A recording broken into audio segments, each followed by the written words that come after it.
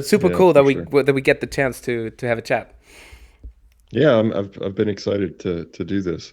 I get asked from time to time to do podcasts and whatnot. And sometimes it works out, sometimes it doesn't. So Hmm. yeah, I'm really glad that I was able to do this. Perfect. My understanding is Yeah. you're from Germany, right? Right. And my understanding is that you have um, a last name that sounds like it might be from Holland. Yeah, yeah, it's definitely Dutch, but meine Mutter ist Deutsch. Oh, Also wow. kann ich Ein ein bisschen bisschen Deutsch Deutsch. sprechen. Ja. Krass. Die Mutter ist That's Deutsch. cool. Yeah, Oh, that's it cool. was cool. It was cool to see that you're from Germany. Yes. It's uh it's nice to meet people from All over the world. yeah, all over the world, but especially from Germany. I think so. Especially from Germany. Hmm. Why is Yeah, that especially definitely. interesting to meet people from Germany? Well, my mom's German, and Yes. I have strong family ties to Germany. We used to go back once or twice a year Hmm. to visit family and whatnot. So, yeah, it's always great. Is there like anything you particularly enjoy about Germany, German culture? Oh, absolutely. Um, so much actually. So my mom's from like the Baden-Württemberg area. Uh-huh. The like she was from just outside Karlsruhe, and I think what I appreciated was the directness, but then also the kindness. And I think also in terms of a cultural aspect, I think the relationship to food, I think that's probably more of a European thing in general, but like Hmm. actually going to the bakery, going to uh, get the fresh meats like every morning, things of that nature. I think that's something that I don't think you'd find that anywhere in the United States. Hmm. So I think it's something that I deeply appreciate about Interesting. Germany. Absolutely, yeah. Yeah, interesting. I've never been to the United States, so I cannot really contrast the life, the way I live it here, Mm, to how it would have otherwise been in the United States. My girlfriend yeah, is from the US though, and we're gonna visit the US very soon, so that's interesting. cool. But so far, I have like uh, the only, let's say, like contact I had with United States was through podcasting, through people that I've talked to, listening to a bunch of podcasts and stuff like this. But I can imagine that it's like vastly different from German culture and everything else we do here. It in certain respects it really is. I think it's kind of subtle, but Hmm. once you're kind of immersed into it, really start to realize that there are some distinct differences that I deeply appreciate about Germany. And I do think Mm. one of those areas is being, uh, yeah, this kind of straightforward nature that I really Right. appreciate about Germany. Um, I just feel more at peace, I think, in general Yeah, I think in so. Germany. Hmm. Yeah. Interesting. But I'm actually curious, what made you start this podcast? I mean, it's a great idea, but I'm curious what your Yeah. initial motivation was. Like, look, man. Actually started by me getting invited to a show Oh yeah. from a fellow um, Australian guy. His I think he's not as active anymore with his podcasting, but back then he was like doing podcasts, and he wasn't really that popular. Let's say not many people knew about him, just as not many Okay. people really know about me. So I'm just doing this, base basically more or less. I don't want to say just for fun, but I do derive a lot of benefit for myself. And my Yeah. idea always was, well, I tend to have really interesting conversations with people, and oftentimes I think, man, just imagine how interesting it would be if we would just have recorded this conversation and put it online, because it was so fascinating. What a Yeah. shame that we didn't get the chance to record it. And I had these moments many times. And then throughout my health journey, I was listening to podcasts like nonstop. It was crazy. I was doing it all the time. Whenever I would do something that would allow me to listen to podcasts simultaneously without getting too distracted and stuff. And then when I was on the show from this Australian dude, he Mm. basically told me how he got started. And his idea was he was also just like me, consuming content nonstop. And at one point he thought, well, how about instead of consuming all the time, you would just put out some content, produce some content. and see how that works. And I thought, well, that's an interesting thought. How about, like, why not? Why not just try and see what happens? And now I can say it was a really good decision, because just talking to people is so absolutely interesting, And in the beginning, I was like getting prepared to the podcast, making notes, and I don't know, writing down some questions. But now I don't do any of that. I just start the conversation, see how it goes, and try to respond, appropriately, and be curious, ask the right questions, etc. And like personally, I find the conversations very, very, very interesting that I have with people on all kinds of issues. So I find it beneficial for myself. And then the idea is, well, I could just put it up online, and maybe someone else could listen to it and also find it helpful. So Your podcast covers a lot of different topics, yes. from my understanding, because I've listened to a few of your other episodes Oh, as really? well. Yeah, of course. Ha! That's cool to hear. Which So ones? I listened to one where it was a really recent one where you talked about philosophy and psychology and things of that nature. That's Yeah. kind of what struck me is that you don't just cover I don't know, I don't want to call it science, but you cover a breadth of different perspectives. Yes. And I thought that was really interesting. Also, Because my podcast name reflects that idea. Like I don't call it. I don't know. All these podcast hosts that call their podcast that automatically attach their podcast to some sort of like ideological niche, let's say. So you have like low carb this. That's my podcast, and it's like obviously there's nothing else they would talk about other than low carbohydrate diets and how they heal the world, or like vegan this. That's what my Right. content is all about, and I just want it to be a place where I can talk to everyone, and so that's why I call it playground, because there's like no battle, no fight. It's just we explore. We have no idea. You're ignorant. I'm ignorant. We just try to figure things out, and then sapiens, because I don't exclude anyone. Everyone who wants to talk, I'll be glad to invite this person. Yeah, So yeah, I good to hear definitely that. appreciate it. Yeah, that's cool. I can see why. I mean, I think it also takes a special type of person to be willing to have those engagements, to have those discussions. I don't think that it's necessarily for everyone, No, but sure. Well, you have to have the right personality, obviously, to be able to do podcasts like this. You have to be like open enough to be willing to expose yourself to a broad range of opinions and viewpoints. So that has to be one thing. Although obviously you right. can create your own bubble where you only talk to guests that support your opinion. But like me, for example, or very, very successful podcasters like Joe Rogan, let's say, he's talking to literally everyone about literally everything.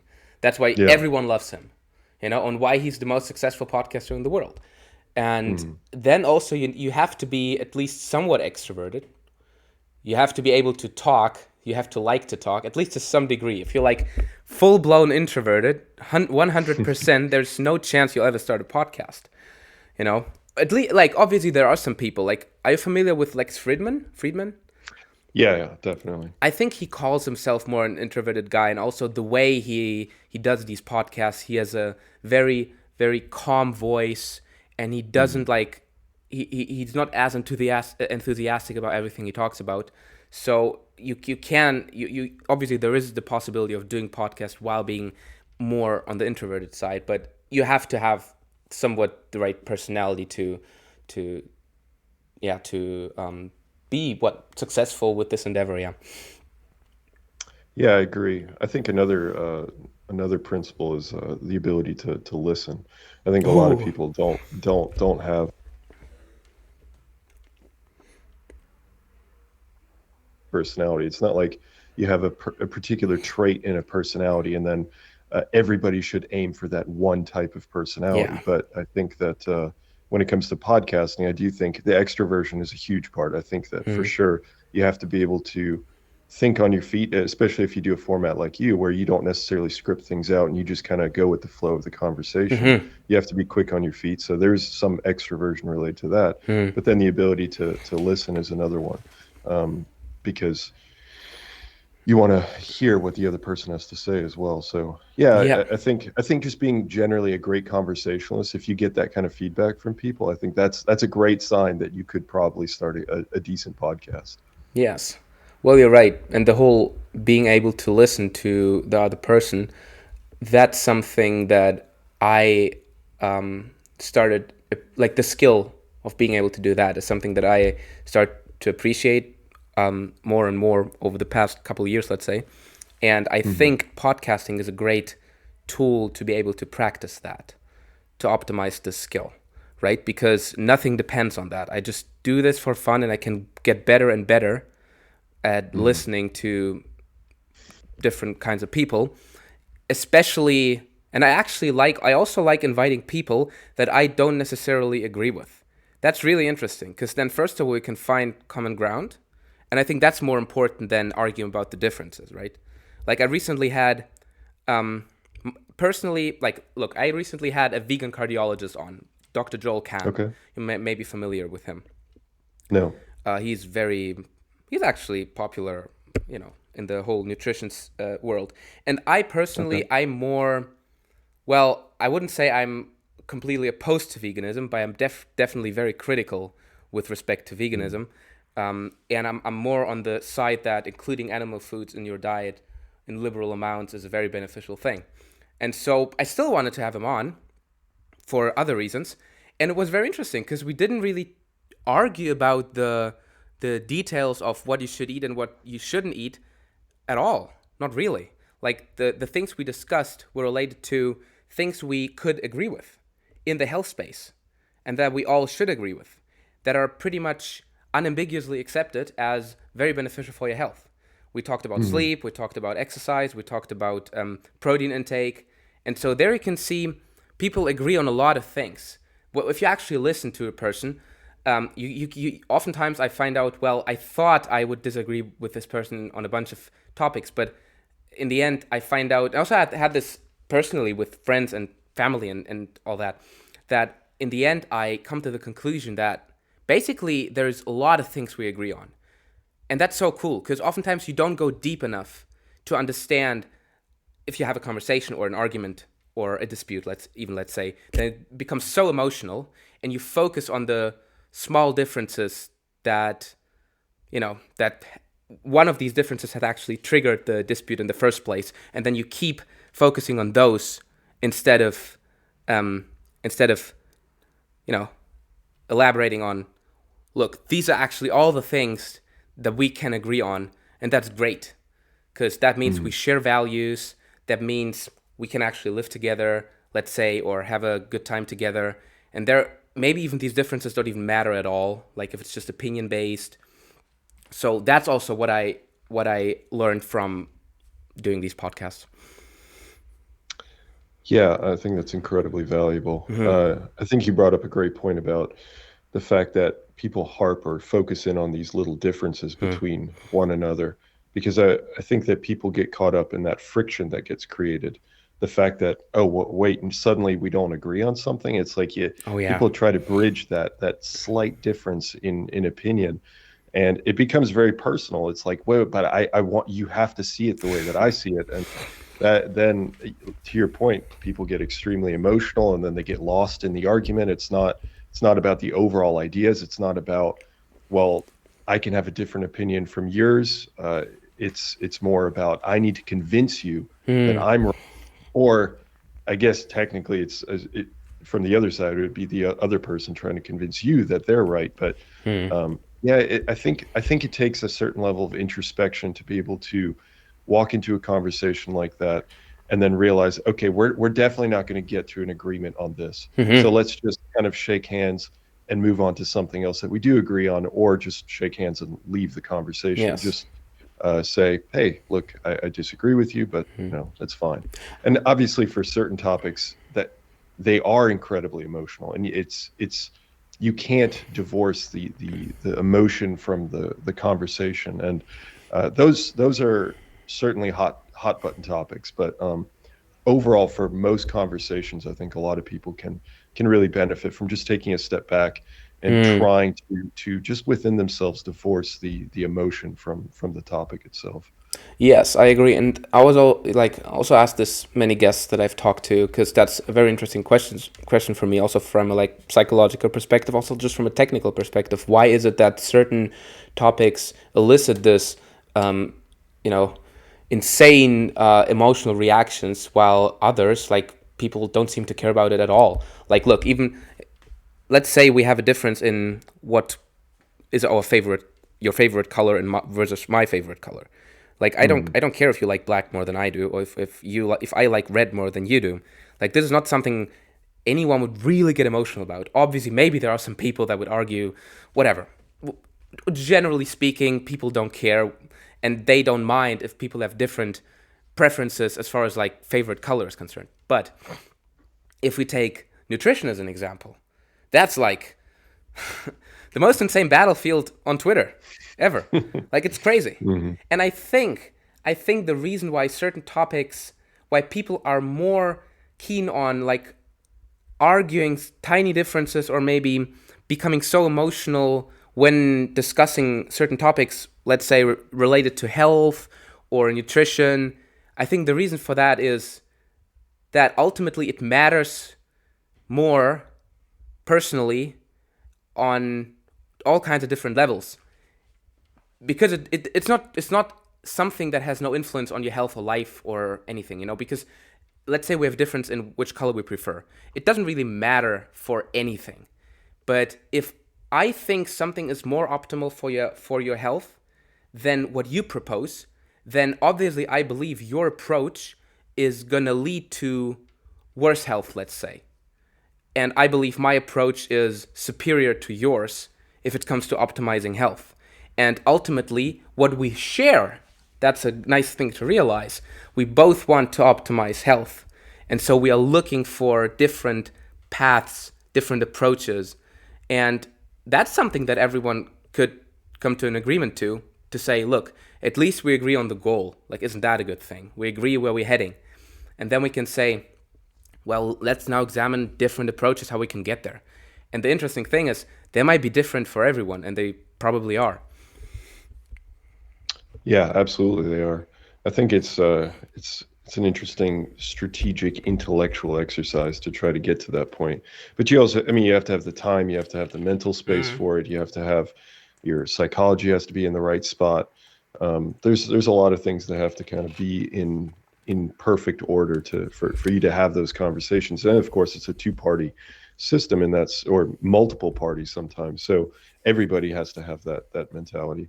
But I'm actually curious for Mm. you, what do you think in terms of health, just general health? What do you think are a few of the fundamental things that you think are absolutely important? So you're interviewing me now. Yeah. Okay, look.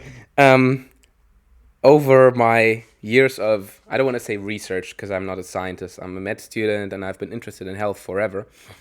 Mhm. But over the years that I've been interested and talked to people and listened to all kinds of different podcasts and have looked at different dietary camps. So I've been everywhere. I haven't tried everything Mhm.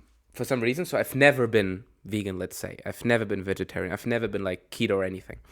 But I've been convinced that one thing is better than the other many times, and I've changed my mind many times, and I've arrived somewhere that in a place where I can see all these different approaches and can what would you say? I can take the best of all worlds and try to make sense of everything, and also Yeah. appreciate the fact that all of these dietary approaches, let's say, you can make the same argument for exercise, for supplements, are tools that you can use to individualize your approach of treating a patient, let's say, because that's interesting for me as a future doctor, right? So I want to provide the best possible uh, treatment and help for my patients. And so I have to appreciate the fact that they are different. And it's great if I have this toolbox with different tools, call them dietary approaches or different types of exercise, different types of therapy that I could use, supplements, everything, and drugs, like all of that wide array of different tools that I could use to optimally treat my patient.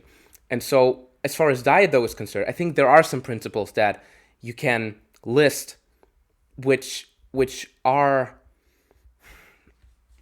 which not I think which are not just helpful to follow, but I think if you don't follow them, then you'll definitely run into problems sooner or later. I think one thing that everyone agrees on is the processed food thing. Although, caveat, listening to Lane Norton, I'm familiar with Dr. Lane Norton. Very, yeah. The more I listen to him, the more I love this guy. Especially his nuanced approach to diets. Many people believe he doesn't present accurate information because what would you say? He argues for the validity of flexible dieting. And I see his point. Like, having listened to a lot of his content, I see his point that religiously restricting a certain food group or a large part of your diet can trigger binge eating for many people. So if you become a little more flexible with your approach and allow yourself from time to time, allow some treats from time to time, I think you won't do yourself any harm on the long run. Still, it's probably a good idea to suggest people to reduce their processed food intake. I think there is nothing really beneficial about it. So that's looking from this lens, what's actually beneficial for your body. And then I've been familiarizing myself a lot with the work of Weston Price. And I really like the work of Weston Price because are you familiar with Dr. Weston A. Price? No, I'm not. Dr. Weston A. Price was a researcher and dentist in the 30s and 40s. So he has visited many different tribes and all over the world. And so he's been traveling the world and visiting the tribes. And he was actually interested in dental health. So he was curious why dental health is deteriorating in Western societies, although like treatment is getting more sophisticated and all of that. And so he was interested if he could find better dental health among these indigenous tribes. And, he actually did. And so he examined their mouths, he examined their teeth, and he wrote a book that's called Nutrition and Physical Degeneration. And his conclusion was actually, and the interesting thing was, he didn't look at Western people compared to indigenous, these indigenous tribes. It wasn't just tribes, by the way. It was hunter-gatherers, it was farmers. They were just living their traditional lifestyle.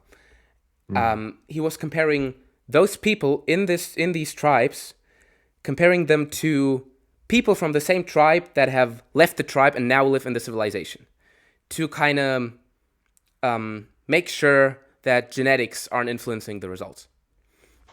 Because, like, if you have a striking difference, that's definitely not to genetics because it doesn't change in one generation.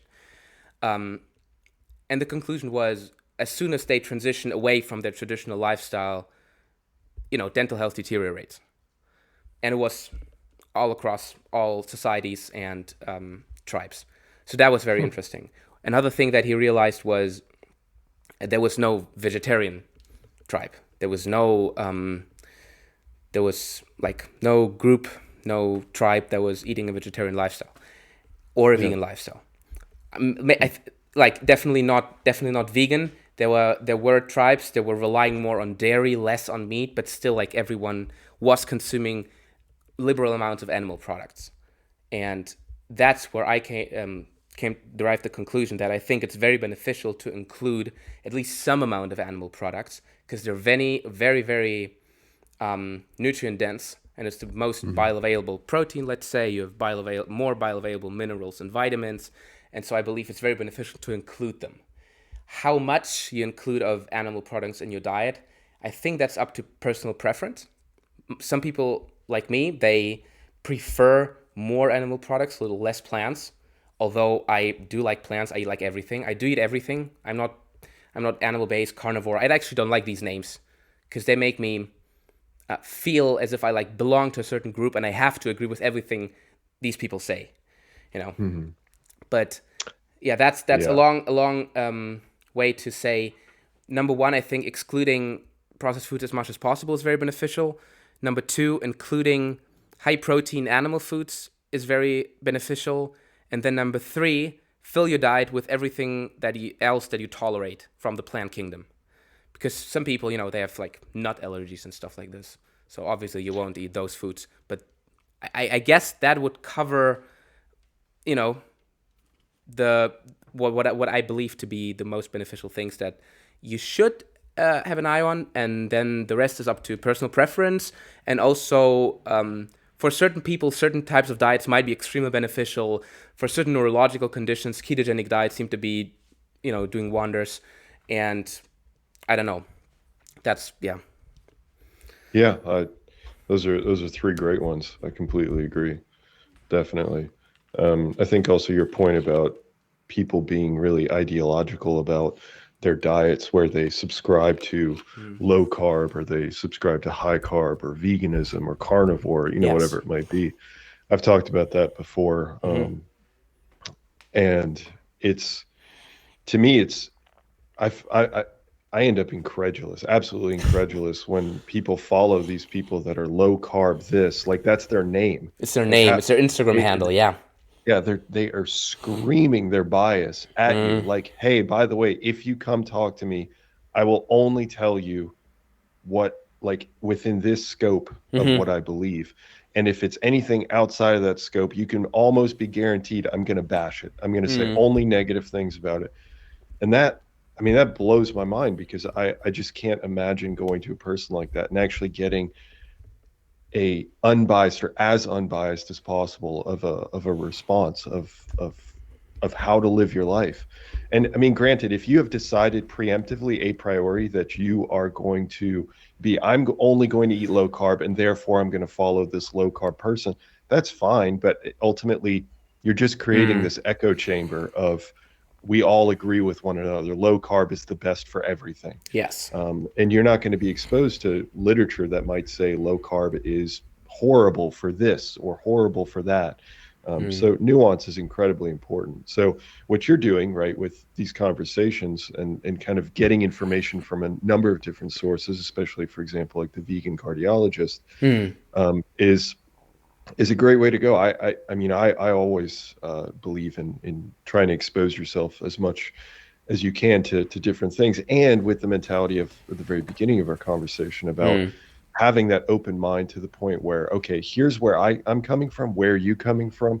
Let's try to bridge this gap. And maybe there is no bridge between, this gap, but at least we can make it closer. And I can gain something from it. You can gain something from it, and step away with a more complete, holistic understanding of health. Yes, and I think talking about it is very beneficial, because then at least you can understand where the other person is coming from. You can bridge the gap by becoming a little more empathetic in that sense, becoming more understanding of the position of the person you're talking to. And I think that's extremely beneficial, extremely important also when it comes to just, relationships in general. Because if we have just a very technical conversations, or a vegan argues with a carnivore, it doesn't, I don't know if they're so curious about understanding where the other person is coming from, or just convincing them that they're right versus, or vice versa. But if it comes to you talking to a friend or in intimate relationships, I think, again, you don't necessarily have to convince them of anything. You don't even have to end up with the same opinion. I think what's way more crucial is that you are able to understand the position of the other person, because then that means that this whole, the anxiety is gone. Because the idea is, if you encounter something that completely blows away the foundation of your entire belief system, let's say, then you're like, oh my gosh, what is this all about? And then the other person automatically seems like an enemy. And as you said, you can bridge this gap by saying, okay, look, I see your point, you see my point, and now we can talk. And then we can see if the difference matters. And sometimes it does. For example, in personality, if large differences can manifest themselves in difficulty to understand the other person. So say you're an introvert, I'm an extrovert. I don't know. Are you an introvert? I would say I originally was more of an introvert, but since I became a lot more publicly Yeah. oriented, I think I'm kind of in the middle. Okay, but just for the sake of this thought experiment, you're very introverted. I'm like very extroverted. Let's just pretend that you're I'm the going to shut one. down now. Oh, are we back? Oh, no, no, no. I was saying I'm going to shut down now, as in I Okay, can't sorry. talk anymore because I'm so introverted. No, no, okay. Okay, but for this thought experiment, I'm the one who's like 100th percentile, you're first percentile. So the problem that comes up is you have no idea why I act the way I act. Because you can't Mhm. wrap your head around how it's possible to communicate with people nonstop. You talk to someone for 2 minutes and you're like, you're done, you're empty. There's nothing left. And vice versa. I will never be able to understand how you're possibly able to sit around days and days in a row, weeks, not seeing anyone, not talking to anyone, not speaking for the entire day. So Mhm. these people will never be able to sustain a long-term relationship with each other because they won't be able to understand why the person behaves the way the person behaves. But let's say we have a slight difference. Like I'm a little more extroverted than you, let's say. Then I don't necessarily have to become as introverted as you are. Neither have you to become as extroverted as I am. Mhm. But at least my scope of empathy is broad enough to encompass your state of extroversion and to understand, well, sometimes people like to be alone, and you will understand, well, sometimes people like going out and talking to other people and spending time socializing, and so be able to understand that without necessarily having to act it out. And so that I think it's very easy maybe to understand that with respect to personality and relationships. But if you like try to apply the same idea to different kinds of topics, it's relieving because then you can say, if it's really crucial, we have to sort it out. But if it's not crucial, we can just say, well, at least we understand each other's positions and let's just leave it at that. Yeah. Um, I've actually never said this, but I've always thought this Mm-hmm. in that vein of, I think I'd be really horrible at debates Mm, because of that mentality. What you're describing is essential I is see. trying to. I mean, we're continuously discussing this kind of like bridging the gap between two viewpoints or two identities in the situation you're describing. And I Mm-hmm. think that with debate, you have Mm-hmm. to come in with this like, this is my stance, here's the evidence I have, or the intellectual know-how that I have, and then you're going to come in with your stance of, this is, what you Mm, believe, and you have your intellectual know-how. But it's a battleground. I mean, that's what a yes, debate is. It's an intellectual battleground going it's back and battleground. So forth. And someone has to win.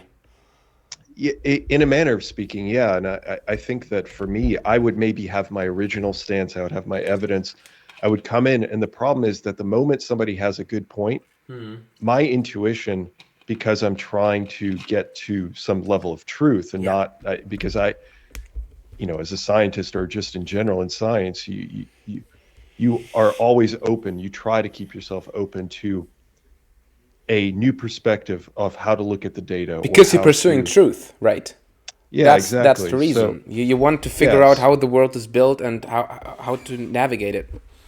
Exactly. So if you end up in a situation where you offer your original point, okay, I start out, I say, I believe this. I believe veganism Mm-hmm. is correct for X, Y, and Z reason.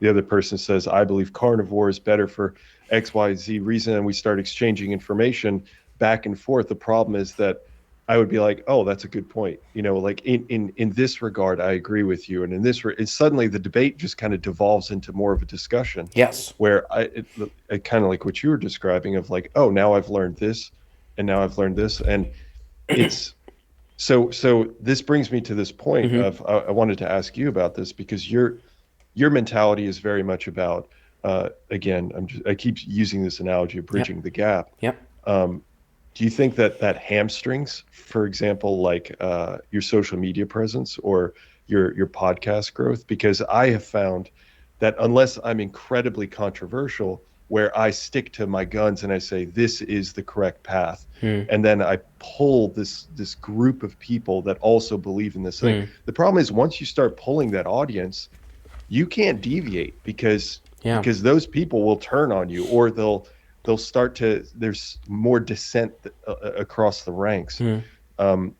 So being that more flexible person that's like, I will consider other perspectives, is, I think, in terms of the social media age of trying to go viral and whatnot, I don't think that it's, I mean, you tell me your opinion, but I don't think it's that conducive for actual growth. No, it's Even actually though not. it I is, agree. yeah, even though I do think it is fantastic for, as a quality person, as a growth, as a person, it's extremely valuable. But in terms of growth on social media, I don't think it's that conducive. But Not in the you let me know short what you term. think. Look, not in the Okay. short term. And it's like an exercise, you know. I could go really insane and focus on one thing only and neglect everything else, and I could get great results in that one thing and become the best. But also in exercise, I take a broader approach. I want to develop in a more holistic manner. And so if you look at social media and podcasting, you're absolutely right. My podcast hasn't really been growing that much, and in certain to a certain degree, I don't care, because I personally find these conversations interesting. And if there are like 20, 30 people listening and they like it, like, more power to Yeah. them and more power to me. So it's like good for everyone, even if it's just 30 people. But I think in the long term, people do appreciate it more. I mean, the most successful podcasters have 3-hour conversations going back and forth, inviting all different kinds of people, calling their podcast, the name of the title of their podcast is their name, not low carb something and this. It's Lex Friedman podcast, Joe Rogan Right. Experience, Jordan Right. Peterson podcast. And so it's them talking to others, discussing, going back and forth, pursuing the truth. Like you can really feel that. I don't know how often you listen to Joe Rogan podcast. I personally try to, but they're like so long. It takes me like a week to get through one podcast. But I really enjoy it so much. Even if I hear the guest or Joe Rogan saying something that I would phrase differently or that I don't necessarily agree with, I'm like, I don't know. Like, I don't care. He's a great guy. He tries to pursue the truth. He tries to figure out. He tries to find common ground with the guest, and he's actually critical. He asks critical questions. He's not afraid of asking them, even though he's being like pushed by the media. Pushed. No, what would you say? He's being pinnacled by the media, and he's being presented as some type of conspiracy theorist and this and that. And I mean, in the end, he's genuinely trying to have great conversations and finding out what we can agree on and what's the most reasonable, what's a reasonable approach to go about like solving all these problems that befall society. Right. So I believe, like, I personally, for now, I don't focus that much on my podcast growth because I still have medical school and different things that I'm focusing on. But I think still this approach will is more beneficial in the long run, and it's of higher quality, as you pointed out. It's better for Much these higher. 30 people. So I'm more happy to share greater quality content to like 30 people than ideological crap to 1,000. Absolutely.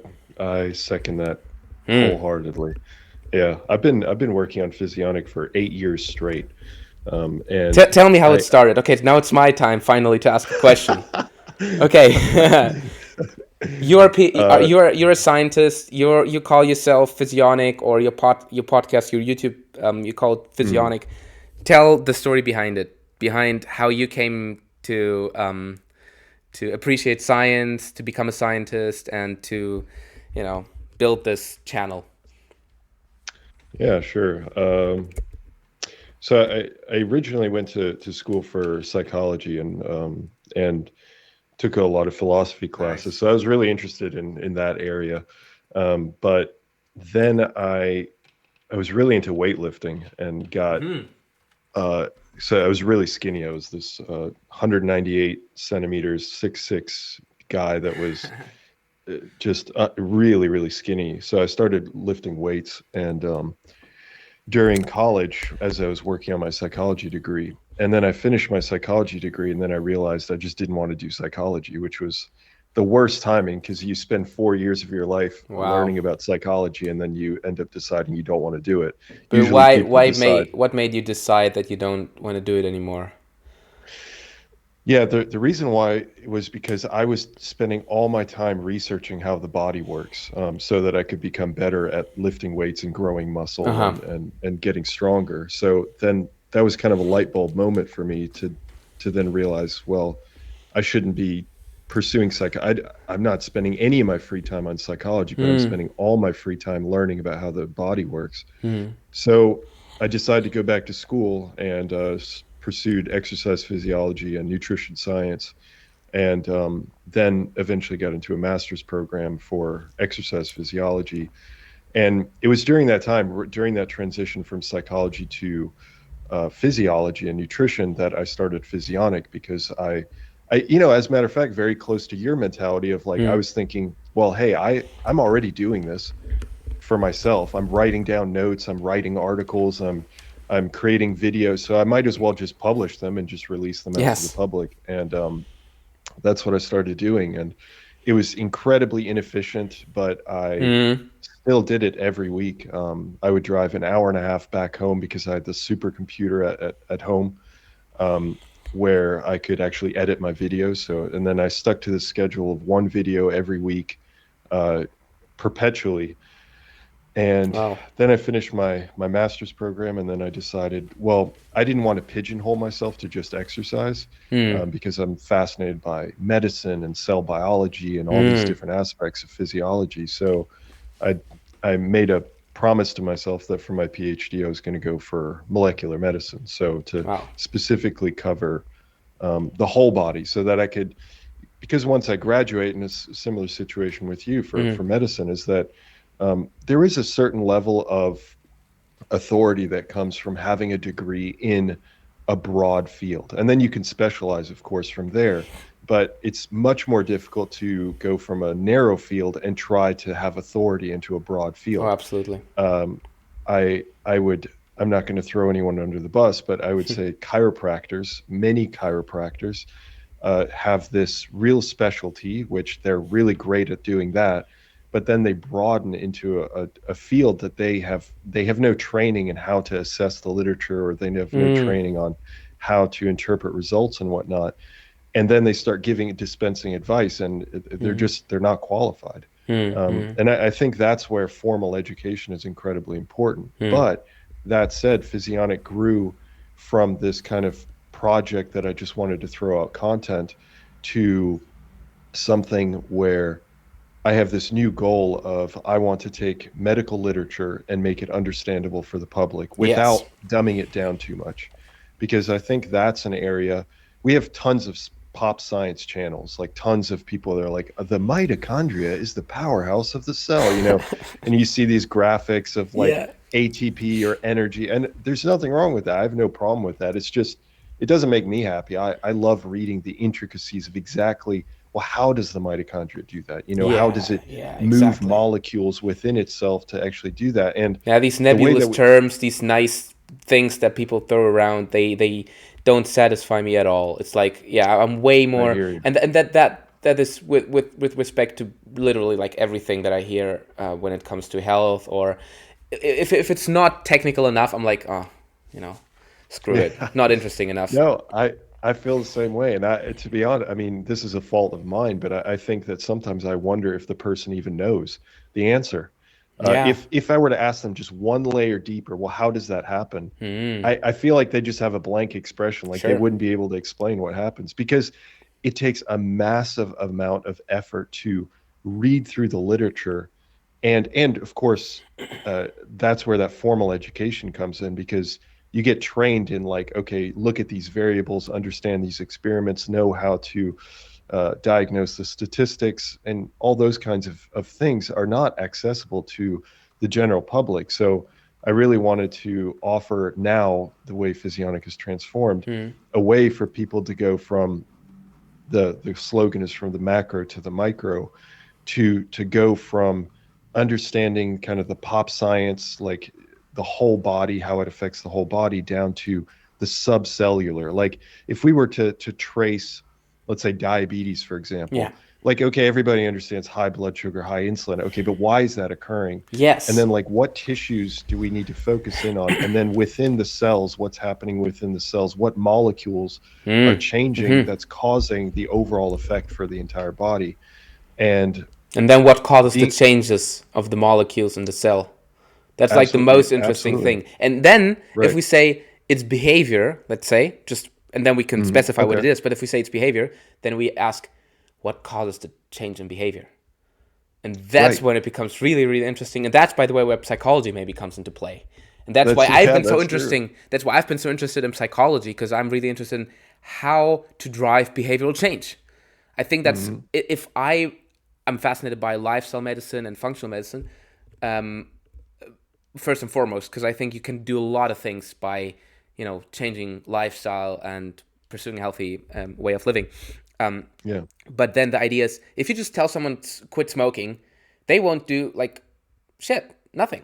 They won't. No. The thing they definitely not do is stop smoking, quit smoking. So you have to approach it somewhat differently and more sophisticated, and then you have to understand why they started doing it in the first place, and that can be extremely difficult. And we're definitely not trained to do that at all. But that's like Mm. a couple layers deeper. But I agree. Yeah. I agree. You can go step by step and try to find the where the causal change begins and how this all interrelated. Because many times you have all kinds of changes going on, and they all play into the disease process. Mhm. Yeah, absolutely. I think you bringing in psychology is an area that I've limited myself to not discuss. Like for Physionic, it's all about Yeah, just the science sure. because You can't do there's everything. I'll try to, but no. it doesn't work. Yeah, yeah.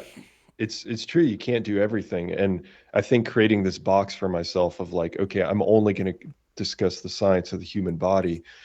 Don't get me wrong, though. I that the psychology aspect is so incredibly interesting to me. Obviously, I even got a degree in it, but um, to the point that I really love it when other people take that as their Yes. subject matter that they want to attack, and creating this community of people that are super science based, and then also people that have specialties in psychology and Hmm. sociology and philosophy. I think, which is which is a fantastic aspect about your podcast and Mm. what you were talking about, Joe Rogan and Lex Friedman and all those podcasts, because they do that. They pull together all Yeah. these different people. They try to pull it Yeah. all together. But hey, you actually brought up diabetes, and I'm glad you did.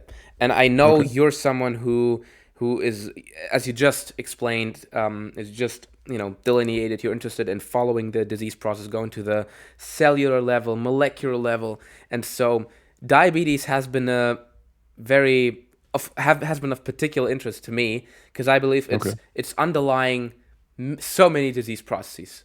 So tell me if you agree with it or not. But as far as like uh, heart disease is concerned, I think insulin resistance you can blame insulin resistance for having done most of the damage because insulin resistance leads to dyslipidemia, leads to um, uh, you know hyperglycemia, leads to hypertension, leads to fluid retention. Maybe following that, it leads to um, you know heart failure, and all these kinds of things follow. Um, Hmm. so and that's obviously why I've been very interested in finding out what causes it and how we can ameliorate it. And it's just too complicated because first of all, you find a lot of contradicting information, and then certain things don't make sense, don't really make complete sense to me.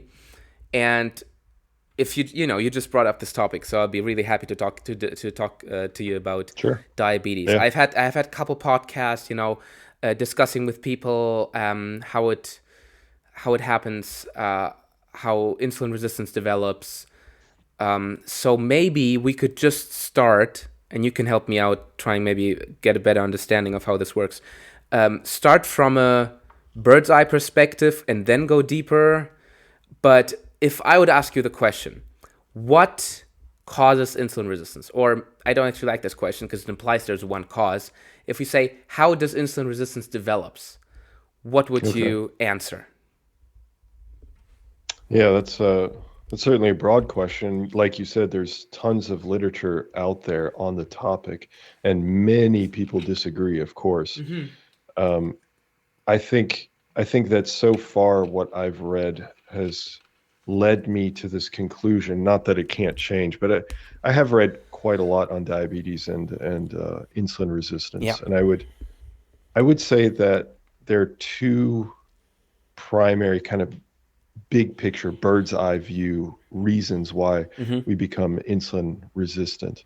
And I could add a few other factors Mm-hmm. Mm-hmm. afterwards, but the first one is weight gain. So, no doubt, the majority of people that develop type 2 diabetes are overweight.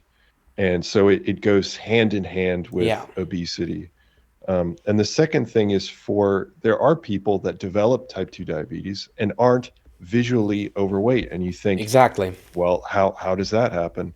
And I think that's where body composition is a huge factor, because a lot of people don't consider the fact that you can have this condition known as being skinny fat, Yeah. where you look perfectly fine, you look skinny, which is kind of the desirable goal for a lot of people, but their body composition is so poor that their musculature isn't capable of intaking or sucking up the nutrients that they consume. So even if they're able to maintain their body weight, Mm-hmm.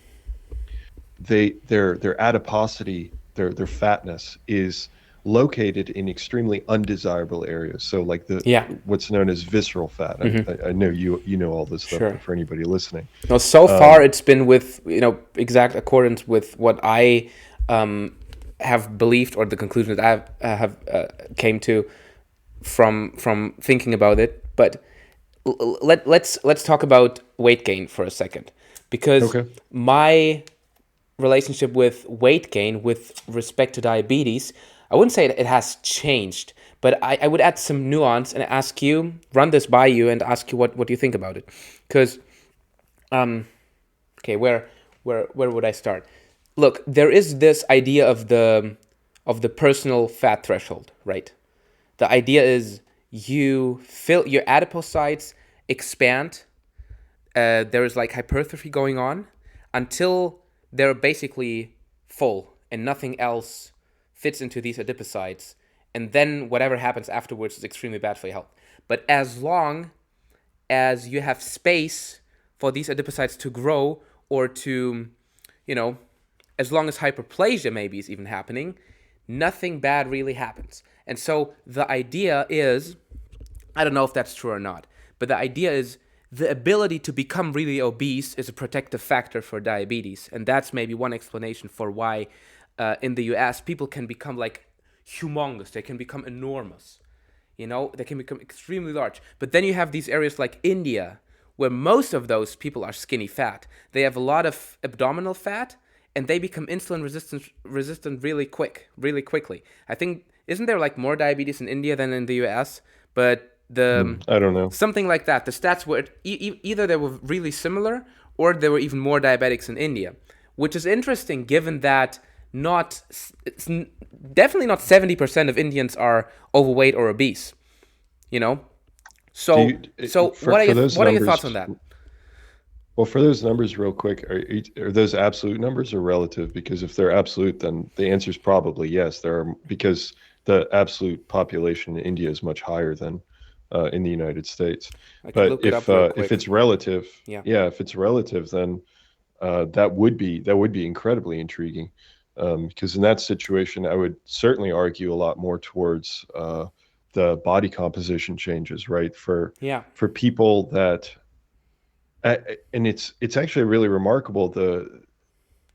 There's very little that you have to do to actually reverse a lot of these effects. I'm not saying reverse diabetes completely, but like if you're on your way, let's say you're pre-diabetic, to reverse that pre-diabetes, even if you're skinny fat, Hmm. it's really simple things. I mean, we're like obviously exercise, but it's not like we need mass amounts of exercise. It's like just a small dose of exercise every other day or so is enough to massively reduce, because you're creating that sink. And this is actually a video that I'm going to be releasing, but talking about creating a metabolic sink. Your body, your metabolism is a sink, as in you consume nutrients, they get digested, absorbed into your bloodstream, and then they get sucked up into your cells. And then the cells oxidize them, or utilize those nutrients and liberate the energy. And that's where we get metabolism.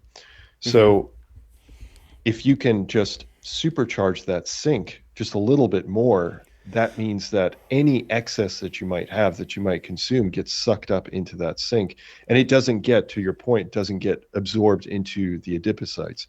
But I do think that for body composition, also the placement of the adipocytes is incredibly important, because if you have adipocytes, these fat cells that are located in the visceral areas, those, for some reason, there may be some genetic factor that's so maybe for one of the differences may be a genetic factor, just as a possibility, that even though they don't gain overall weight, the fat that does get stored doesn't get stored subcutaneously, so under the skin, but gets specifically deposited viscerally.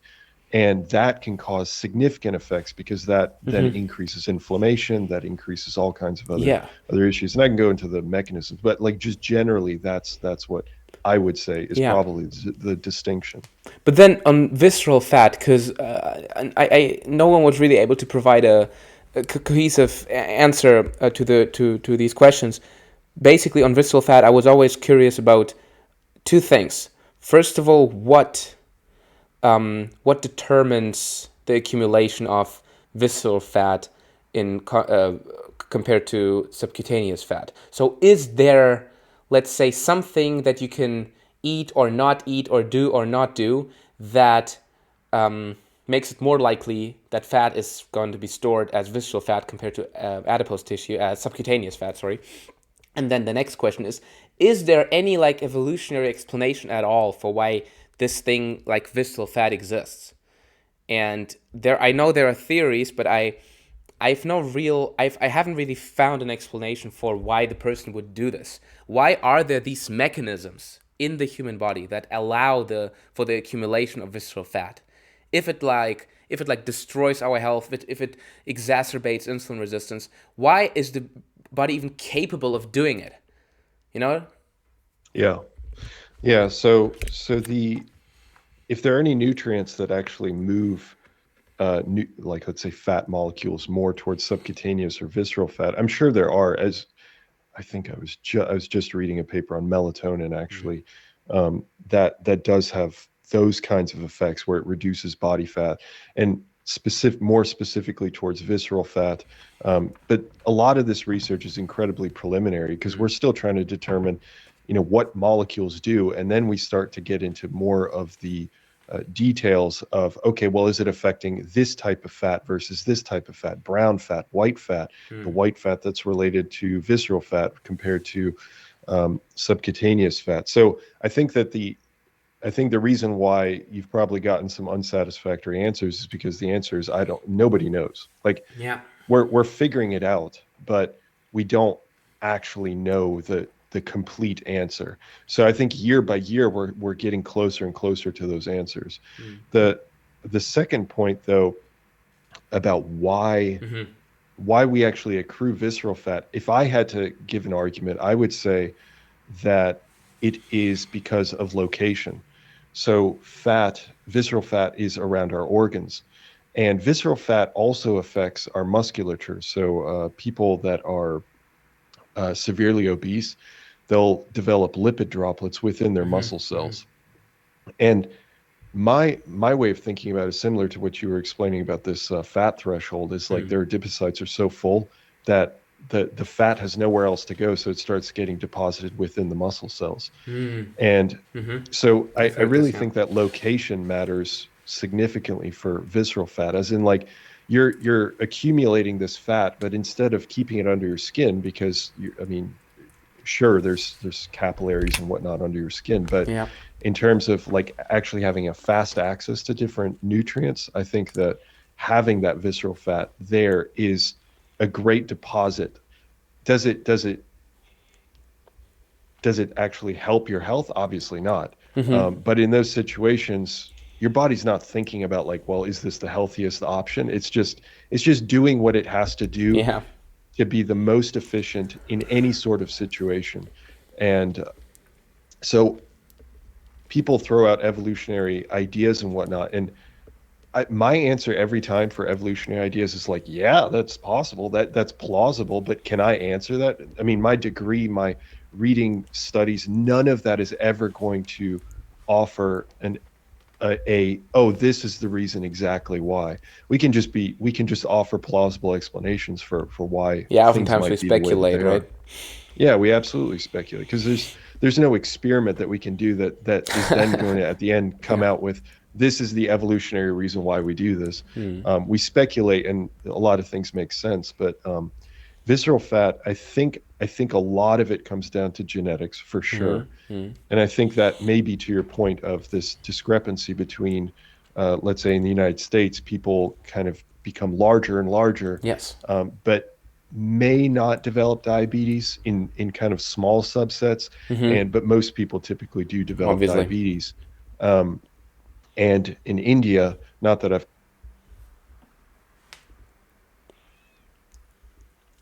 weight, they add a lot of visceral fat, Yeah. and that affects their insulin sensitivity, and therefore they develop diabetes By or the way, potentially do. I've looked up the stats real quick, and the numbers Okay. in America are more, what would you say, research. So they're clear numbers, something around like 10 Yeah. point something percent.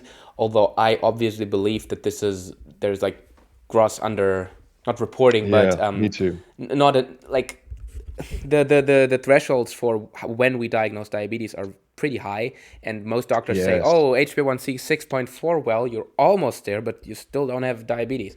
So this is not a good way of looking at this, because obviously we both know diabetes is not a disease that you contract, today. It's something that, Hmm. develops over decades sometimes. Absolutely. So Absolutely. it's not really a diagnosis. It's like it's a diabetes itself. It's a pathophysiological process. It's always a process. So it's not like an infection where you're healthy and suddenly you're sick and you're infected and now it's gone. It's not like that at all. But people, we think about diabetes like that because we have these diagnostic criteria, but still we have this error everywhere. So roughly 10% in the US and something between 9 and 20, so they're obviously not clear numbers apparently, in India. So Okay. something between 9 and 20 implies that it might be similar to the US, something around 10, but might also be Hmm. higher.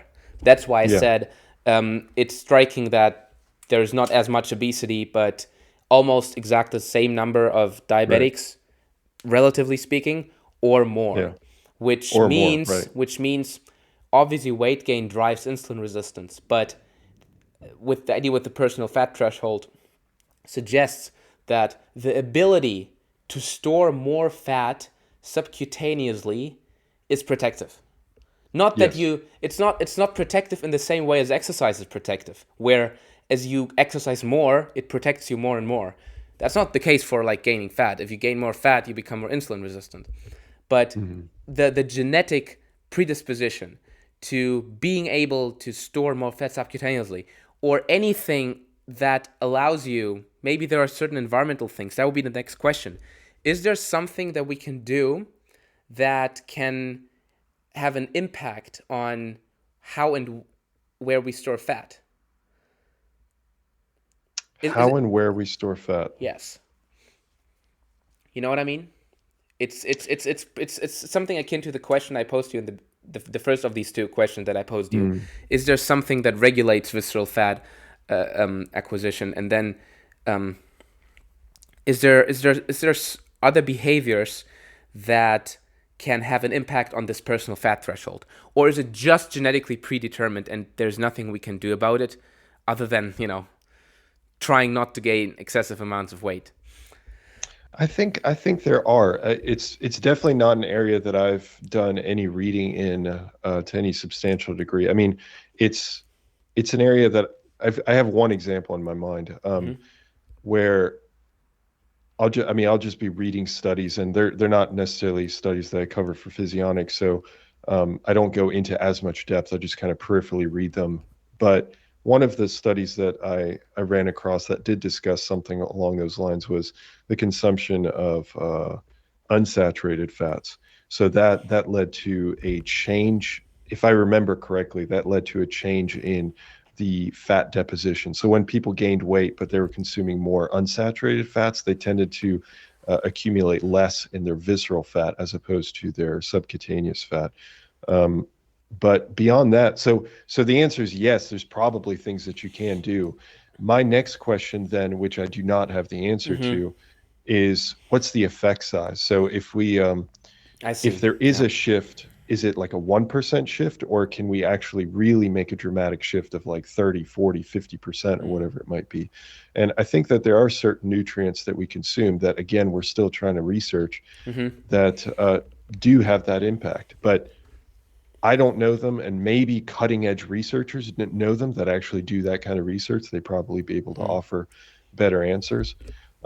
But I did want to mention one other Mm-hmm. thing too, is your point about diabetes not being something that quickly happens. It's Mm. not like you just wake up one day or you go to the doctor and you just, oh, whoa, where'd that come from? You have diabetes. Um, Yes. in the United States, there's this a huge problem, which I would definitely encourage people to pay attention to, is if they go to their doctor. Let's say somebody goes to the doctor every year, they get a checkup, and their doctor, their blood sugar is in the normal range. Um, the problem with that, which I think is an excellent point from you, is that the problem is it doesn't look at the other side of the equation. It never like when you get your metabolic panel done, they don't tell you your insulin levels. They Yes. just tell you your blood sugar levels. So Yes. it's on you as the customer or the patient. Even if you feel like everything's fine, I mean, reasonably, like if you work out and you eat a relatively normal diet, then Mm-hmm. you probably don't need to worry about it. But if your blood sugar levels are normal and you're overweight, for example, even if it's slightly overweight, or you just don't exercise, you should every once in a while get an added panel done for your insulin levels, because it's highly possible that your insulin levels will be raised Yes. and your blood sugar levels will be normal. And that's because your body is fighting to keep those blood sugar levels normal. Yeah. So your doctor is not seeing it for years because they're Mm-hmm. not checking for that insulin. That's an And the excellent. second, That's such an excellent point. Before you go over to your next yeah, point, yeah, just want to make a quick comment. sure. Interestingly enough, like I did that for my parents' insulin panel, and doctors Okay. like they have no idea. They ask why. Why do you want to have? Why the hell do you want to have an insulin checked? Like you don't Right. need that. We have your HbA1c and this and that, and all fine, or it's not fine. But the point is for people to understand, because we mentioned that diabetes develops slowly, incrementally over time, worsens over time. It's like something drives insulin resistance. We're yet to figure out what exactly that is. But then, as soon as your body starts becoming insulin resistant, then it's a curve. Then your cells become more insulin resistant. Then at some point your liver becomes more insulin resistant, or first the liver, whatever. That's all also up to um, examination. Mhm. But then the body fights back because the body obviously tries to keep the blood sugar levels low. It's obviously detrimental to your health. It's harmful to have high blood sugar levels all the time. We see all the complications from diabetes. And so the body compensates by increasing insulin levels and increasing them to the point where blood sugar levels still remain normal or low. And then at some point, that's the theory, pancreatic beta cells, they just have not the capacity anymore to produce that high amount of insulin. Then it starts dropping, glucose starts rising, the liver, starts producing even more glucose, paradoxically enough. And that's why I believe it's a great idea to measure fasting insulin. And I wonder why this is never being told. Like in my 2.5, is it 2.5, roughly 2 years, I'm third year now in medical school, I've Mhm. never been mentioned fasting insulin even once. Like we talked about HbA1c all the time and all the oral glucose tolerance tests and all these things, but not the fact that it's valuable to figure out where your insulin levels are, because it gives you an idea of how much your body has to fight, quote unquote, to keep your blood sugar Yeah. levels low. That's such a perfect illustration. Yeah, you nailed it. It's not like if you look at your glucose levels, you're getting a snapshot right then and there. If you look at your HbA1c, you're looking at a snapshot over 3 months, but that's still telling you about glycation level. It's telling you about the glycation of the red blood cells. None of that is telling you about on the back end what your pancreas is suffering through. Your pancreas is screaming, and you just have these headphones on while you're facing one direction, and the pancreas is behind you. It's like you're only focusing on these factors that are downstream, way downstream. And I mean, I completely agree with you. I think looking at insulin is just as important as looking at blood sugar. And it tells you way sooner if you are on your way to becoming insulin, like really insulin resistant, where you can't reverse it. So I mean, I can't explain it. I don't know why it happens that way. That's just the way it is at the moment, which is why I would encourage people to absolutely go, like, pay for that extra test for the insulin test. Absolutely. Yeah. Good point. You wanted to make a second point. Yeah, just real quick about the only situation where I've encountered where diabetes just kind of strikes out of nowhere is type 1 diabetes, and related to a viral infection. There's this weird phenomenon where sometimes people will get a viral infection, and then that virus specifically attacks, or I guess it affects their entire body, but then their immune cells specifically become have this autoimmune reaction where they attack the beta cells and destroy the pancreas. But in terms of like type 2, which is the one that we're talking about, that I've never heard of anybody just waking up one day and just having diabetes. Of course. It just doesn't happen. Obviously we talk about type 2 diabetes now, and almost exclusively it's a chronic condition where people develop it over time. Then you have type 1, which is autoimmune. You have this weird pancreatitis diabetes that can happen after severe pancreatitis. So this is not really related to, well, obviously your pancreatitis might be related to your lifestyle, but this can also happen really quickly. But for the vast majority of people, for most cases of diabetes, it's a chronic condition where people have done something over their lives that has led to the development of that.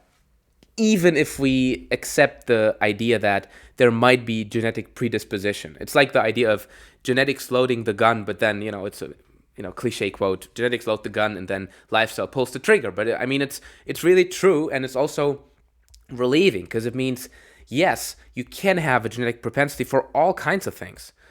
You might be genetically predisposed to developing Alzheimer's and this and that, and we all probably have something. But then you have the power to stay healthy, to make sure that you don't pull the trigger. That's the necessary thing to make this disease manifest itself.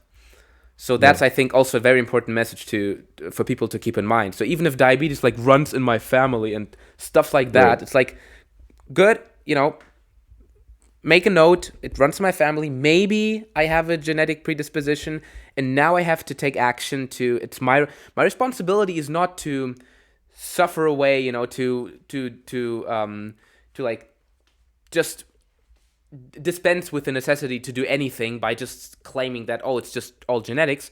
Your responsibility is now to take action and make sure that the problem doesn't manifest itself, because you do have the power to do it. Right. Yeah, absolutely. That's, again, great point. I completely agree. I think in that situation, let's say if a person has a genetic predisposition to diabetes, I mean, from my reading so far, I really think that a person should be on a diet. This is just my opinion, but should be on a diet that's lower in carbohydrates. It doesn't have to be keto. It doesn't have to be like very low carbohydrate or anything, but just a little bit lower on carbohydrates, and then replace that with not saturated fats, but replace that with unsaturated fats, because you're doing two things. You're you're actively directly reducing blood sugar levels Yep. because you're reducing your carbohydrates, Yep. which I'm not saying that if you consume large amounts of carbohydrates that you're going to develop diabetes. Yes. But if you have a predisposition and you're afraid of overtaxing your pancreas, you can help your pancreas. You can just reduce your carbohydrate load. And then if you Mm-hmm. consume more polyunsaturated fats specifically, but unsaturated in general, then you'll reduce your insulin release as well. So, I mean, you have two Oh, tell factors me. there Wait. Tell me that are about helping this. you. Tell me about this. Tell me about the idea with fats, polyunsaturated versus saturated, because that's also a huge topic of confusion for me, at least. Because I follow many people from the animal-based community, and I follow a bunch of Mhm. people who are like more plant-based. I try to expose myself to everything, as you know. Yeah, But right. then, do you have this notion from the animal-based people because they have to defend their animal foods that are higher in saturated fat? And I'm, as you know, I'm a big Yeah. fan of animal foods. I think they're great. But then they say, oh, it's PUFAs, it's seed oils, it's this and that. I don't. I definitely think that consuming seed oils or oils in great amounts isn't necessarily something that's like truly beneficial for your health. But then you have the other Mhm. side that says, oh, saturated fat is completely evil and it's causing disease and this and that. So please, can you tell us what you think about that? You just mentioned this interesting idea that what saturated fat increases insulin, but polyunsaturated fat doesn't. Because I haven't heard that anywhere so far. Well, not exactly. I wouldn't jump. I wouldn't jump to that level, but I do Mm-hmm. think from the evidence that I've seen that saturated fat does affect the pancreas more negatively. I guess I'll just say negatively, Okay. as opposed to unsaturated fats, which tend to have generally positive results throughout the body. I mean, regardless, I'm not going to speak on seed oils because I haven't even looked at that, but I Okay. do know there's an extremely vocal group of people that strongly feel seed oils are the worst thing in the world. I don't know. Like Well, they the answer is say I don't. it's the most, and to give the devil its due, to give them their due, it's Uh, like what has changed proportionally speaking, relatively speaking, the most over the past 100 years is maybe seed oil consumptions, because literally they didn't exist at some point because we manufacture them, and suddenly like we used them everywhere, and then we have this yeah, correlation with disease. So it's like yes, there's this sure. great correlation, makes perfect sense, and then there have a bunch of mechanistic rodent studies which they use to support their argument. And I mean, then the conclusion they jump to is, well, it's the most important, it's the cause of all diseases. And I'm like, I don't Yeah, know. I personally position myself as someone who believes that seed oils aren't necessarily healthy. I'm not a fan of them, but I wouldn't necessarily jump to the conclusion that they're the cause that cause all diseases. But and many people make the arguments, and pretty strong arguments, and also there's a lot of data to support that polyunsaturated fatty acids seem to be beneficial to the human body compared to saturated fats, which have been yeah. yeah, attacked, villainized for a long period of time, and maybe correctly, maybe incorrectly. We can talk about that. Yeah, so the strata of how I see things, this is Hmm. based, so this is something that I've read a crap load of literature on Okay. saturated fat versus unsaturated fats in relation to insulin resistance. Um, I think I've read well over 100 studies on this topic, Oh and wow. it follows this exact paradigm of if you take saturated fats and you replace them with carbohydrates, there will be no added benefit or Hmm. no negative effect. They're essentially equivalent in terms of Hmm. their overall effect on your body, um, from an insulin resistance standpoint, carbohydrates. But just in general, if you were to replace it one for one, calorically speaking, then you would see no net benefit to your health. However, if you replace saturated fats with monounsaturated fat, there's a slight benefit to your health. And that's really pretty universal. Hmm. And then if you switch saturated fat to polyunsaturated fat, I mean, it's like night and day. I mean, Wow. the massive differences in overall improvement in every single measure that you can look at for insulin resistance. So Polyunsaturated fats are by far the best. Hmm. The type of polyunsaturated fat, I mean, that's where you could get maybe some debate. I don't Yeah. know, but generally focusing on those polyunsaturated fats is going to be the best bet. And you see that across diets too. Like if you look at a Mediterranean diet, Yeah. or even I looked at ketogenic diets where they use primarily polyunsaturated fats or unsaturated fats in total versus saturated fats. Saturated fats increase cholesterol. They increased. They had worse effects overall, like quote unquote worse effects, unless you believe that cholesterol isn't an issue.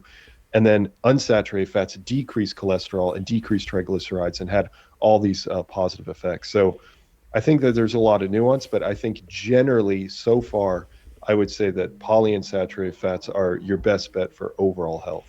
Do you think there is a limit to that? Like obviously there is. It's like it's with everything, right? If you Yeah, consume too much, then you yeah. run into problems. Because I believe I can't see how there will not be an, let's say, let's call it oxidation issue at some point if you consume a lot of polyunsaturated fats.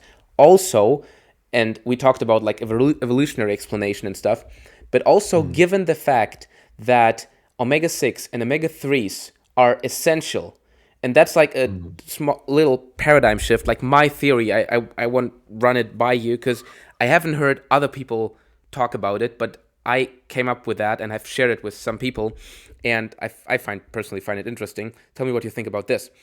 We call certain nutrients essential and certain nutrients we call not essential. And essential means the body can't produce it in sufficient amounts. Essential means the body has the ability, the machinery to produce this nutrient in essential amounts.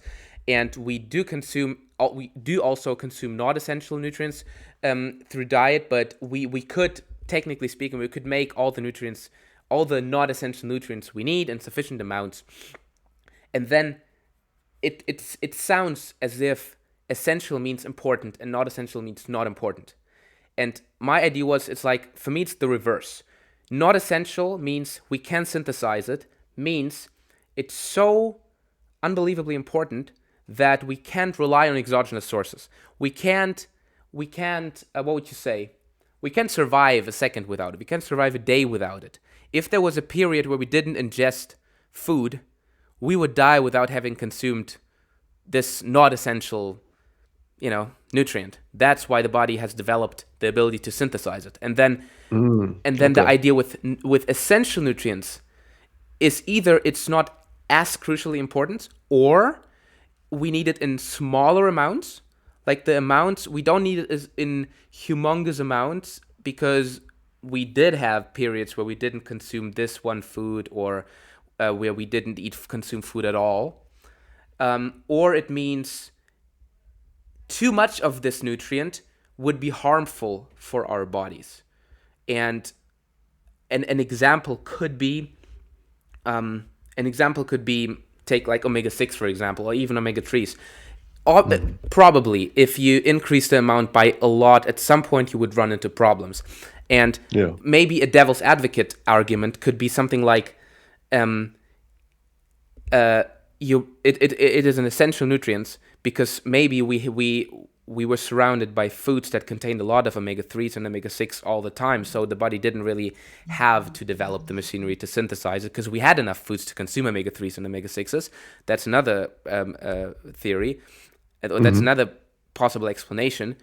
But then if we had the ability to synthesize this, and on top of it we consumed so much omega-6s and omega-3s through our diets, it would have led to worse, I don't know, health and longevity and whatever, which Hmm. ultimately has led to this idea, the physiology, which doesn't allow us to synthesize certain nutrients and does allow us to synthesize others. So that's a long way of asking, um, do you think there is certain harm that is associated with polyunsaturated? Something like this. Yeah, so obviously the evolutionary aspect is just to me is something that I find fascinating, but I can't give you like, yes, you're right, because Yes, of my professional opinion. It's not, I don't know. The answer is I don't know. But I, absolutely. I love the thought process, and Hmm. I think it's absolutely possible, certainly. Maybe an evolutionary biologist could tell you a lot more on that topic. Um, but to the overarching question of like, can too much of polyunsaturated fats, especially if you start breaking it down to like omega-6 and omega-3s, yeah, absolutely, Yeah. of course. If you overconsume, I mean, I think my overall mantra is if you're overconsuming on anything, you're doing your health a disservice. I mean, but the range at which you can still consume a particular food is extremely variable. It's not like Definitely. Yeah. you have to be 11 to 12%, and if you're anything outside of that, then you're Below or unhealthy. above, then you're dead, right? Yeah, exactly, right. But I mean, to your point with like omega-6s, the ratio between omega-6s and omega-3s, another thing that people have talked about, and that's certainly a possibility as well. But overall, if we were just take a step back from polyunsaturated fats, yeah, I think that if you overconsume polyunsaturated fats in general, like included with overconsumption of your entire diet, where you're starting to gain weight, you're going to see worse health effects no matter what. So there is nuance always. Sure. Uh, but if you were to clamp your nutrition and decrease your saturated fat a little bit and increase your polyunsaturated fat, I think you'd only see positive I see. effects.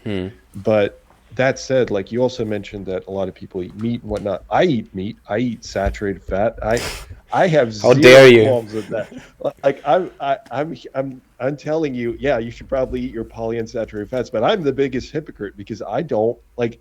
Don't get me wrong. I do eat polyunsaturated fats, but it's not like I don't pretend to be this like holy person. But look. That's like, oh, When you say consume a little more polyunsaturated than saturated, doesn't mean don't consume any saturated fat at all, right, and like exactly, consume 90% of your calories from PUFAs. It doesn't mean that. Like the nuance is lost when you say PUFAs are good, saturated fats are bad. It right, means exactly, make sure not to binge on saturated fat, but make sure to include certain foods that are higher in PUFA. It's not a black or white issue, right? yeah. Right. It's as simple as that. And all that to say is it's like we're talking about a balanced diet. Like shockingly, like all of what Wow. we're talking about is just having a balanced diet, which is what people don't want to hear. They want to hear I got to eat saturated fats because they're easy to consume and they're fun to consume, and I want to eat 80% saturated fats. I mean, if you do that, fine, but you're going to be worse off for it, I think. Yeah. But yeah, eating a little bit of saturated fat is perfectly fine. Yeah. I mean, moderation. It's not Yeah. a big deal. Also, as far as like saturated fat is concerned, I think a nuance that also gets lost is when you, well, actually, if you become too granular, if you start talking about, the specific fatty acids, we say talking more Oh to, yeah. you forget the bigger picture, that we're actually talking about foods. You don't like eat saturated fats, right? You eat a Hmm. composition of different nutrients in certain food groups and foods. And if we that's why I'm a bigger proponent of saying these are the foods that are beneficial and these are the foods that you should exclude, because then more or less automatically you end up with something that resembles a more balanced approach. And Right.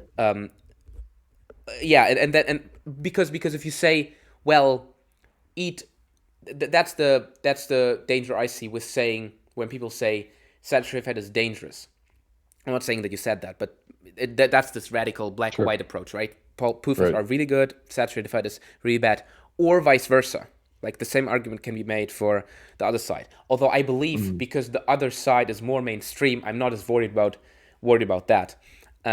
Why I'm more worried about the messaging regarding saturated fat being villainized so much is because people associate saturated fat with animal products, and I believe there are a very Mm. valuable contribution to your diet from a nutrient perspective, Yeah. first and Yeah. foremost, and from a protein perspective. And so if you say, Right. oh, I avoid saturated fat, I stop eating eggs and meat and fish, well, not fish, but eggs and meat and maybe dairy, then I think that will do more harm than the exclusion of saturated fat on the long run. So that's why I believe this nuanced approach is important. That you say have your animal foods, have your saturated fat, but make sure to have your PUFAs as well. Make sure to Right. include like plant foods that can provide you with the necessary monounsaturated and polyunsaturated fatty acids because they're more beneficial to your health, let's say. Yeah, yeah, exactly. I mean, I have nothing to add. That's completely true. Yeah, Well, look, there's like 10 more topics I'd like to discuss with you. I'd like to talk to you about heart disease. I'd like to talk to you about protein, but as we talked about visceral fat, I just want to circle back to hmm this sure, idea real quick, and then we could start to wrap up. sure. I want to run by you an idea that I've heard. The only time I've heard this theory was from Chris Masterjohn. He's a nutritional I scientist. know. Yeah. You know him. Mhm. I really like him. He's doing great stuff. He's very I would say meticulous about the way he looks at studies, and he is. I find his approach very reasonable. He's not dogmatic about certain things, and his idea on fatty liver is what I found very interesting. Like we talked about visceral fat, and Yeah. fatty liver is like a little different in the sense that it accumulates right inside the liver. And if we classically hmm think about not saturated, visceral fat, it's around the organs, right? But like fatty liver Yeah. is when the liver itself is infiltrated with hmm fat lipid droplets. But it's also something that drives the problem and contributes to insulin resistance. And so if we think of fatty liver, then it's basically an equation of fat influx. What was it? It was fat influx, triglyceride synthesis within the liver, and fat efflux. And hmm what can drive fatty liver is one of these things or all together. So you can have more influx, less efflux, or more synthesis. And what Chris Masterjohn proposed is that one crucial nutrient that heavily influences the efflux side of the equation is choline. And the explanation is this, is when you have a choline deficiency, you don't consume enough choline, then you cannot build the VLDLs properly because it's part of the phospholipid bilayer, as in hmm phosphatidylcholine, let's say. So you Yeah. need this component to manufacture these VLDLs to ship out triglycerides. And so if you don't have this, then this can exacerbate lipid accumulation in the liver. And I've heard that and I found that That's very interesting.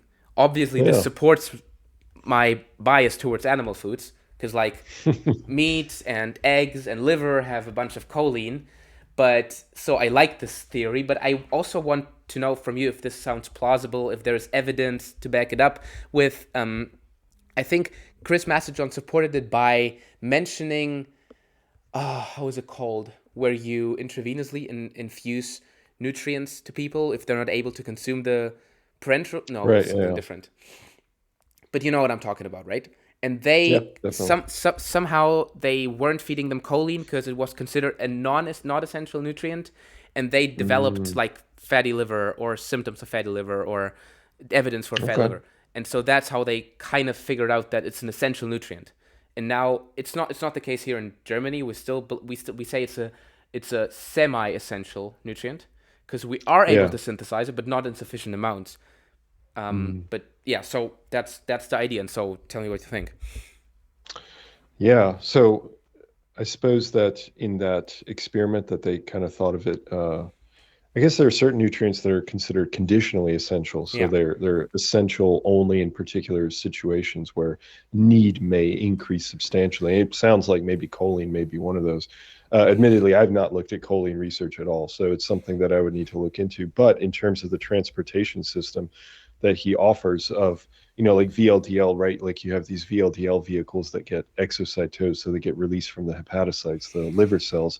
And then those, as they get delivered to, or as they move through the bloodstream, they slowly get transformed into like intermediate density lipoproteins and then low density lipoproteins. And they continue to escalate as they change throughout their cascade, as they interact and deposit fats and deposit cholesterol and whatnot to the different tissues. And then those tissues eventually kick those back as HDL back to the liver. So you have this continuous exchange. And it's true, right? Like at least I can say that without having looked at the literature. So I'm not talking about it as an expert. I'm just talking about from the physiological Yes. standpoint.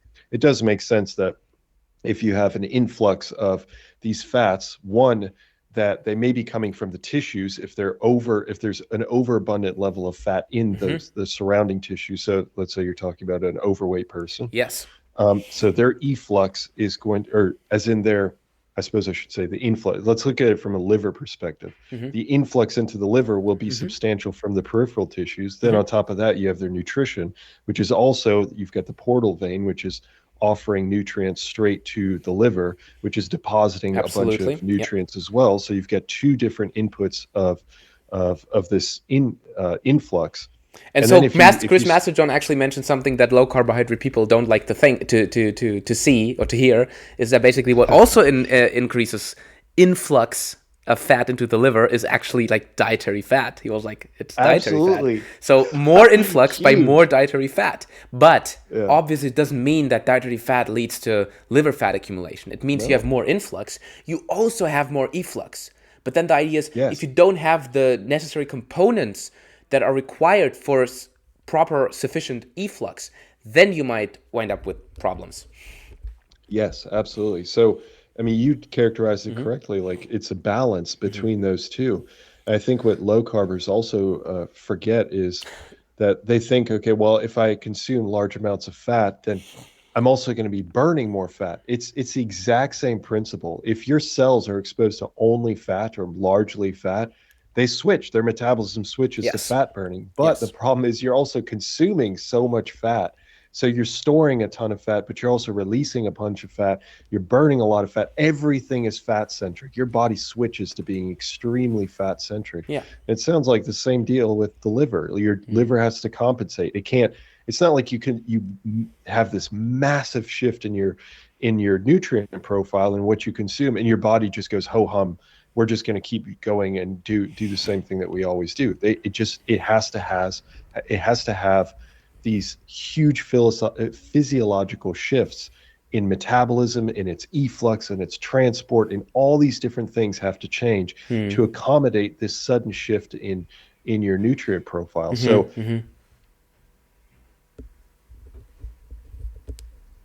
Disease whatsoever. Sorry, I lost you for a second. What was the last sentence? Oh, I said it wouldn't surprise me at all with your description of fatty liver disease if it follows that kind of general idea of efflux and influx and what Chris has been talking about as well with this introduction of dietary fat, how that affects the process as well. Right. But it's like with regards to choline, why I found this to be a very interesting piece is because that might explain why some people are more likely to develop fatty liver compared to others, because like maybe they have a genetic predisposition that requires them to consume more dietary choline, because there seems to be a lot of variability, intra-individual variability, according to Chris Masterjohn. I'm just going to quote him here. And what I find very interesting about it, because that means you have not only the standard approaches to treating fatty liver disease that we all know, it's like lose weight, do this, move more, blah, blah. That's all good. People have trouble implementing this properly. And also it doesn't like always seem to work 100%. And maybe there is an argument to be made that consuming more of these nutrients that are required for this metabolism, lipid metabolism in the liver, if it's like straight out choline or precursors necessary to synthesize choline, whatever. Maybe there are more nutrients. Like choline isn't obviously the only thing that's necessary to build VLDLs. There's like more that we need to do that, to accomplish that. And so maybe I think that's why it's important to stress not just calorie and weight loss, but also the dietary quality, because that's ultimately what determines whether you receive sufficient nutrients or not. Absolutely. Yeah. I think my hierarchy of things is Are you over consuming? Yeah. That's the first thing you should look at. Then the next thing is start to look at your macronutrients. So just general macronutrients, carbs, fats, proteins, that's it. Um, and then you may want to look at the structure of those macronutrients, look at polyunsaturated fats versus saturated. I mean, don't harp on it. Just look at the general trend of what you're consuming. And then, and I'm not saying it's any less important. It's just like that's just the strategy of how I look at it. Then the last thing, which is just as important, is looking at those minerals, looking at those Yeah. micronutrients, and making sure that you, especially for your condition, are you sedentary? Are you really active? If you're really active, there's reasons why there are multivitamins that have different formulations of micronutrients, because you do need added micronutrients in certain situations and less in Mm-hmm. other situations. So yeah, absolutely. Like if choline is something that people are missing, then maybe it does have a dramatic effect on fatty liver disease. Yeah, that'll be interesting. As far as I know, there's not that much studies or any of that done in actually like human beings with Mhm. respect to choline and fatty liver disease. I've actually looked into the literature, and there are some reviews, like not reviews, but some literature suggesting the Uh-huh. relationship between choline and liver health. And so there is the link. And if you Google like choline fatty liver, there will be these physiological explanations. But I've never come across a study that had a randomized controlled trial. One group received choline, one didn't, and let's see. Like that would be a simple way to find out if it actually helps or not. So I hope maybe something like that will happen in the future, and then we can have better answers to these questions. Yeah, that'd be great. Absolutely. Nick, any final remarks? I know. Like, Um, there's 10 more topics that we could dive into, and we'll definitely talk again. Like, there's so much, yeah, and it was so fun for me to talk with you because we can get technical. We can throw around terms. I can ask all the questions I want, and we're both open-minded to to discuss the topics. We're not dogmatic about something, so that's why right. I really enjoyed the discussion today. Yeah, likewise. Absolutely. Yeah, it was an honor. And I think the last thing I would say is just I guess kind of three takeaways Hmm. that I would say, because I asked you what you think are kind of foundational aspects of health. Yeah. And I think for me, I have three that I think about. One is keeping your weight in check. So that means if you're underweight, try to gain weight. If you are overweight, try to lose weight. And I'm not talking about massive amounts, like 5% makes dramatic differences on your overall health across every metric Yes. known. So weight is such a huge one. The second one is exercise, just Oh exercise. boy, I think the that's rabbit ACSM hole. recommendations. Yeah, Mm. yeah, it is. The ACSM recommendations, the American College of Sports Medicine, who I used to be accredited through, they recommend it's really small amounts, like 10-minute bouts, 10 minutes. It can lead to substantial improvement in your health. Not like you'll become a bodybuilder or anything, but in terms of your health, you'll see some improvement in your health. And So there's also this exercise, psychological effect, right? If you start with absolutely. a Yeah. small amount, the probability that you just spontaneously exercise for longer than 10 minutes is way higher. It's like Oh, when you say, "Oh, I'm gonna huge. read 20 pages today," Mm-hmm. chances that you will do that are not that high. If you say, "I will read 2 pages," after 2 pages, you're like, Mm-hmm. why not reading a That could third be one, a more. fourth one, a Yeah. fifth one, and then you end up with 10, Right. and then you did Yeah. half of Absolutely. the of your previous aim. So again, it's a really valuable tip. Yeah, it's all about activation energy, just getting over that hump to get started, and then you get the ball rolling. Hmm. And the third one is focus on your sleep, making sure that you're in a routine and you're getting Wow. sufficient sleep Yeah. every night. That's it. I mean, they're so basic. Like, I'm not groundbreaking anything, but No. I think lead to those lead to such substantial changes in your health that regardless of anything else that you do, those are pillars.